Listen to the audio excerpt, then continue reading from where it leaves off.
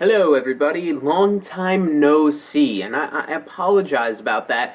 I've been away, hopefully you've noticed my absence for the past 3 weeks, in assorted places throughout Europe, and initially I had planned on making some videos because I did bring my camera, but I just never had time when I was over there to, make a video, and I apologize. I really don't like to be away for this long. It just didn't really work out. And the reason I'm making a video up here today, and not my usual location, is because, a pipe burst down in my basement, and there's just water everywhere. So I'm going to be up here for the next couple days, which will include, today is the review for the Bourne trilogy, and then tomorrow, hopefully, I will have my Bourne Legacy review up, and then, catching up on, I think, The Watch, The Campaign, Dark Knight Rises extended review, because I was supposed to do that a long time ago, and I still actually really want to do that, and I plan on having it up the day before I left, but I just felt like I was rushing it, and that defeated the purpose, so hopefully I'll have up. Hopefully you still want to watch that,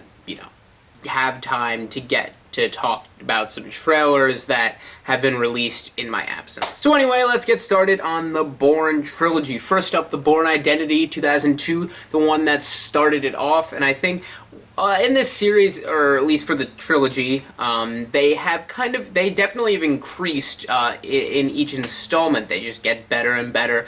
And this one, I think this one is probably comparably the simplest. And that's not to say there aren't times, because this is something that's very prevalent throughout the whole series, that you just really don't know what's going on. Even after multiple viewings, just the way the stories are told in such a way that you kind of feel, and it's good because it does have this secretive feel to it and atmosphere, but at the same time I feel like I'm missing huge chunks of the story and I have to go back and realign them and stuff.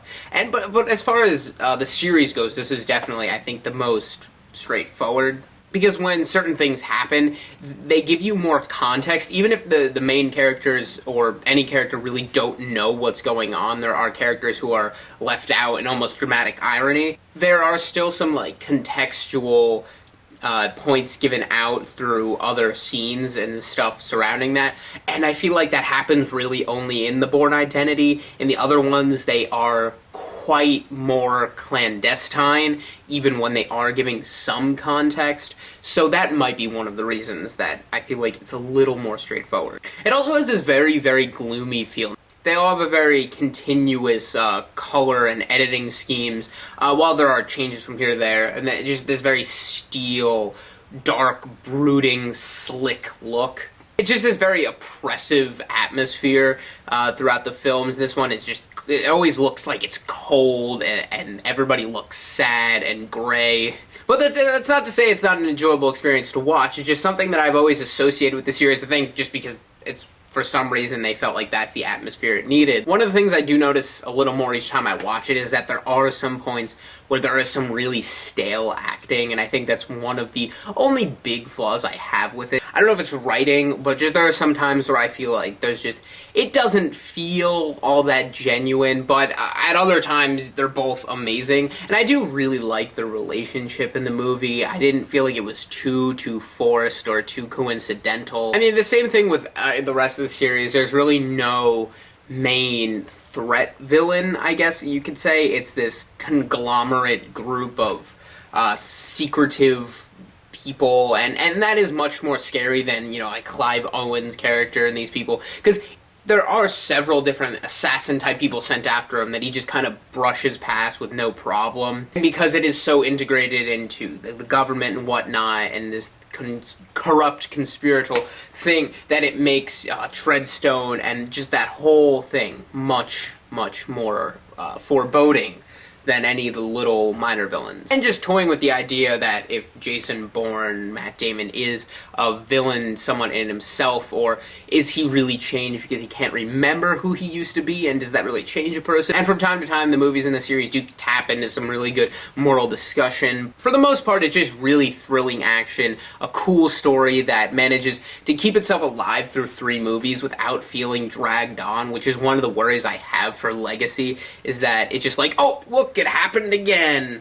So into Supremacy, and I realize these are kind of more overviews about the series overall rather than more specific, in-depth things, but I feel like the series in that way does fit together nicely. Matt Damon definitely steps up his game, both physically and just on a performance level in this one, and just a lot less wooden. And I'm not saying, like, he was from all of Identity, there were, like, these very isolated parts. Franca Potente, for, the very small amount of time she's in there. And I always thought that was a bold move, because she was a very likable character. She was developed a lot more. She was just good female character, but it definitely does give the series an extra push, especially for Damon's character, because he is fucking pissed. Like, he is just not a happy camper. I really like the way they pull over most of the characters from Identity, because I felt like it did have a good cast. Brian Cox, Julia Stiles, Gabriel Mann. Yeah, and with Julia Stiles, because her character kind of increases in importance throughout the series, I do like how they bring her back, because she really does not have any introduction or development at all in Identity. She's just kind of there. You don't really know why until later on. And she's good. I definitely like her character, especially in Ultimatum. And probably my favorite thing, because I feel like it's a huge asset to the series, is Joan Allen as Pamela Landy. I've really liked her character. She's very, very strong and has the opportunity to kind of be as blind to the situation as other people have been, but also she's not corrupted by the system. She's a very good character, definitely like her throughout the series. She's logical, she does the right thing, and she just gets shit done. Brian Cox is just such an easy person to hate in movies. I think that's why they bring him in, just because he has this general aura of asshole. Supremacy does really try to take the elements and story from Identity and builds on them a lot, and adds a lot to the plot, both retroactively adding more that happens previously that we weren't aware of, but adding new things for the series to go on to. And in that case, where Identity was somewhat simpler, and Ultimatum really is the perfect balance between intricacy and intensity. This one sacrifices, I think, part of itself to make Ultimatum better, because it has to take on a lot of new things, and it has a hard job to do to get ready for the climax, but at the same time, Identity just kind of has the advantage that it didn't have to deal with quite as much. And there's Ultimatum. Ultimatum, as I said, it is just a perfect blend of what an action movie needs. It does it also well. Matt Damon brings his full force. You have the addition of David Strathairn. It just aggrandizes the scale of the cover-up and the conspiracy and everything, but in a way that's as retrospectively believable, where you can look at the two previous films and be like, okay, it was definitely there, but just not realized yet. And it does a good job of making the audience realize these things, and just making it this huge operation, but still believable, has the same slick attitude and just brutal action that done very well. At sometimes it's a little over the top, but hangs on, grips to reality as much as it can, has a lot of great little sub-villains, or attackers, if you will. It's a heart-pounding, edge-of-your-seat movie, both in the action, the story, very sympathetic to Matt Damon, does a good job with that, because it kind of devolves from the vengeance tale that you really expect from Supremacy,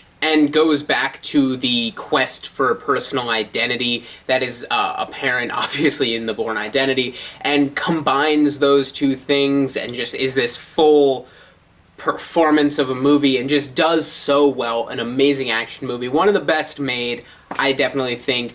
Perfect culmination to the series, I guess, if you consider Legacy like the beginning of a spin-off series, or just a spin-off, because I just feel like the trilogy just works so perfectly together for Identity, Supremacy, and Ultimatum. Three fantastic movies, are a testament to the best of action movies through the last decade, and fantastic series. After rewatching Identity and Supremacy recently, I realized, because Ultimatum I'd watch a bunch of times, and I haven't watched it in a while, actually, until I rewatched it, and I kind of regained an appreciation for the series, and definitely would want to, like, if I had to watch one, I would really just want to watch all of them at once, because they're great, they move fast. So if I had to give ratings, it would probably be like 9, and 10.